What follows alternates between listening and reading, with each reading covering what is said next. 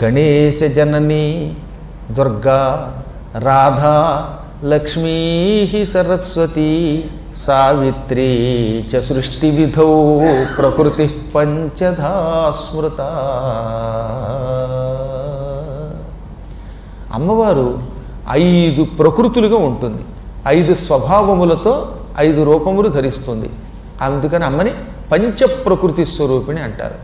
అందులో మొదటిది గణపతికి తల్లి అయిన దుర్గారూపం, రెండవది రాధ, మూడవది లక్ష్మి, నాలుగవది సరస్వతి, ఐదవది సావిత్రి. ఈ 5 రూపములతో అమ్మ మొట్టమొదట ఉండేది. అందుకే అమ్మవారు 5 రూపములతో 5 పనులు చేసేది. ఈ 5 రూపములు పురుష రూపం ధరిస్తే ఎలా ఉంటాయి అంటే, ఒకటి బ్రహ్మగా, ఒకటి విష్ణువుగా, ఒకటి రుద్రుడిగా, ఒకటి సదాశివుడిగా, మరొకటి మహాశివుడిగా, ఇలా 5 రూపములతో ఉంటాయి పురుష రూపాలు. స్త్రీ రూపంలో ఉన్నప్పుడు దుర్గా, రాధ, లక్ష్మి, సరస్వతి, సావిత్రి రూపాల్లో జగన్మాత ఉంటుంది. నిజానికి భగవతికి గుణం లేదు, రూపము లేదు, కర్మ లేదు. గుణరూపము కర్మములు కలిగినట్లుగా మన కోసం ఈ రూపాలు ధరించి అనుగ్రహిస్తుంది.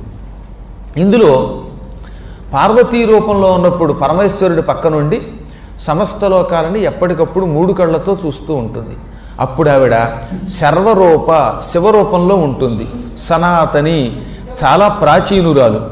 శరణాగత దేనార్థ పరిత్రాణపరాయణ, ఎవడైనా వచ్చి రక్షించు బాబు అంటే అటువంటి వాళ్ళని తక్షణం రక్షించేటటువంటి తల్లి ఈ దుర్గ. ఆ సమయంలో ఆవిడని పూజిస్తే బుద్ధి సక్రమంగా పనిచేస్తుంది, సమయమునకు నిద్ర పడుతుంది, సమయమునకు క్షుత్తు, సమయమునకు దాహం వేస్తాయి, తిన్న ఆహార పదార్థాలు జీర్ణమవుతాయి. ఇంకా రెండవ రూపం రాధారూపం, అత్యంత ప్రేమైక స్వరూపిణి. సమస్త లోకాలకి ఆద్యుడు పరమాత్మ కృష్ణుడు. ఈయన గోలోకంలో ఉంటాడు. ఈ గోలోకంలో ఉన్న కృష్ణుడిని కూడా నడిపించే దివ్యశక్తి రాధ. శ్రీమన్నారాయణుడు అనే పేరుతో భగవంతుడు వైకుంఠంలో ఉంటాడు. అప్పుడు ఆయన పక్క నుండి ఆయనకి శక్తినిచ్చే రూపం మూడవది లక్ష్మీ రూపం. ఈ శ్రీ మహావిష్ణువు ఒకప్పుడు లోకశ్రేయస్సు కోసం తన శక్తిని బ్రహ్మ అనే రూపంలో సృష్టించాడు. ఈ బ్రహ్మ యొక్క నాలుక మీద ఉంటూ ఆయన పక్కనే ఉంటూ ఆయనకి సృష్టికి కావలసిన తెలివితేటలు ఇచ్చేటటువంటి రూపం సరస్వతి. ఇక ఇది కాకుండా సర్వప్రాణులను గాయత్రి, సావిత్రి, సరస్వతి అనే 3 రూపములతో పోషించే 5వ రూపం సావిత్రి రూపం. ఈ సావిత్రినే కొందరు గాయత్రి అని కూడా పిలుస్తారు.